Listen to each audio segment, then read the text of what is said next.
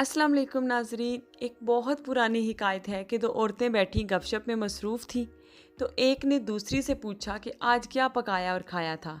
तो दूसरी ने जवाब दिया कि मैंने तो खीर खाई है और मैं 1 महीने से खीर ही खा रही हूँ।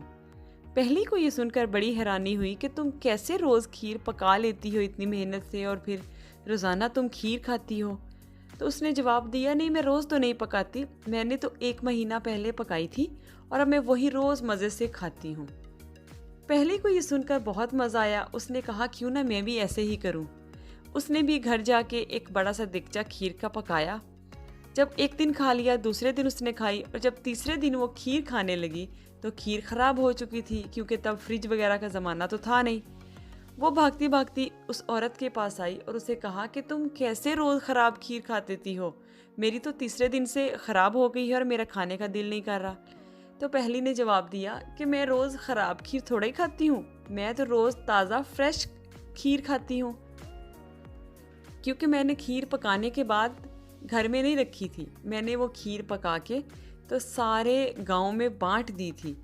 अब पूरे गांव में किसी के घर भी जब भी खीर पकती है तो वो मेरा हिस्सा ज़रूर निकाल देता है और वो मुझे भेज देता है। इस तरह मुझे रोज़ ताज़ा खीर खाने को मिल जाती है और 1 महीने से मैं खीर खा रही हूँ।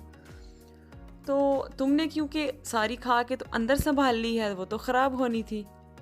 तो इस हकायत के बताने का और शेयर करने का मकसद ये है, और हमें इसे सीखने को भी ये मिलता है कि वो चीज़ या वो खाना जो हम शेयर करके खाते हैं, जिसमें हम किसी दूसरे को शामिल करते हैं, उसमें अल्लाह ताला एक तो बरकत बहुत ज़्यादा डालता है, और दूसरा उसका जो मज़ा है खाने का वो दुबाला हो जाता है।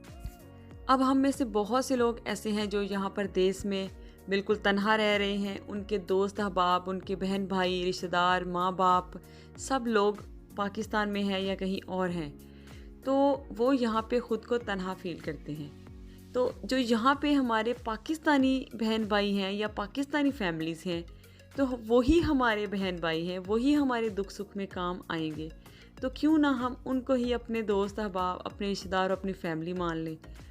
तो बजाय इसके कि हम सिर्फ जो कमाया खा लिया, घर में बैठे खुद अपनी ज़िंदगी में मगन होने से बेहतर नहीं है कि हम लोगों में जाएं, हम फ्रेंड्स बनाएं, हम घुले मिले, हम आए जाएं, ताकि एक तो हम बोरियत का और यकसानियत का शिकार ना हो, और दूसरा हमारे दस्तरखानों पे जब मेहमान आएंगे, जब दावतें होंगी, तो अल्लाह ताला बरकत भी डालेगा, क्योंकि मेहमान का आना अल्लाह ताला को भी बहुत पसंद है और आपके घर में बरकत का बायस होता है। तो कोशिश करें कि जब भी खाना खाएं तो किसी को शामिल कर लिया करें। जब कोई ख़ास ओकेजन हो तो किसी को दावत पे बुला लिया करें। ऐसे यकीन करें आपके बहुत अच्छे दोस्त बन जाएंगे, आपके बहुत अच्छे बहन भाई फैमिलीज़ बन जाएंगी, जिनके जो आपके मुश्किल वक्त में काम भी आएंगे, और जिनके घर आप ईद पे और या जैसे भी कभी कभार वीकेंड वगैरह पे आप आ जा सकेंगे। तो आपको अकेले रहने से और जो घर में एक ही तरह के माहौल से जो बोरियत और यकसानियत होती है वो नहीं रहेंगी। तो अल्हम्दुलिल्लाह मेरे यहाँ पे परदेस में रहते हुए भरोसे के, एतमाद के और अखलाक के इतने रिश्ते हैं कि मैं बयान नहीं कर सकती। इतनी ज़्यादा लोगों से मेरी दोस्ती है, और बहुत मुखलिस लोग हैं जो मुझे यहाँ मिले, क्योंकि मैं ख़ुद कोशिश करती हूँ कि सबको अपने घर वेलकम करूँ, सबको प्यार मोहब्बत से बुलाऊँ, और फिर अल्लाह का शुक्र है कि दूसरे भी मुझे इसी तरह प्यार मोहब्बत से बुलाते हैं, अपने दस्तरखान में, अपने खाने में मुझे शामिल करते हैं, और जो उनसे बन पड़ता है वो मेरे आगे दस्तरखान पे रख देते हैं। क्योंकि यहाँ पे जितने आपके रिश्ते होते हैं, आपके दोस्त होते हैं, वो आपके प्यार के और खुलूस के होते हैं। क्योंकि ना तो आपने उनके साथ कोई जायदादों के मसले मसाइल होते हैं आपके, ना आपने कोई रिश्तेदारियाँ करनी होती हैं, ना आपके और किसी किस्म के इख्तलाफात होते हैं। तो वो जैसे पंजाबी में कहते हैं जी नू जी है, तो जितना आप किसी को जी करेंगे उतना ही वो कोई आपको जी करेगा। लेकिन इसका मतलब ये भी हरगिज़ नहीं है कि आपने हर एक बंदे को जी जी करना है या हर एक से ही दोस्ती लगा लेनी है।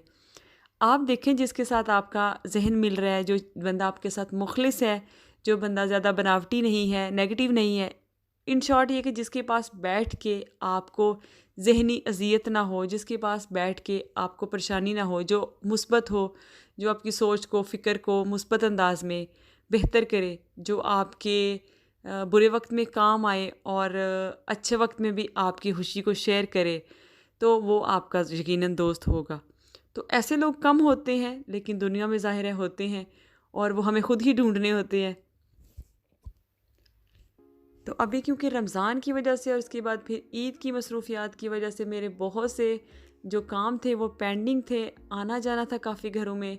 कुछ लोग पाकिस्तान से आए हुए थे, उनको मिलना मिलाना, कुछ के घर में जो कोई भी मौके थे, किसी के घर बच्चा पैदा हुआ था, किसी को वैसे मिलना था, तो काफ़ी में थे अभी और कुछ काफ़ी अभी रहते भी हैं। तो इसी सिलसिले में पिछला एक हफ़्ता मेरा बहुत बिज़ी रहा था।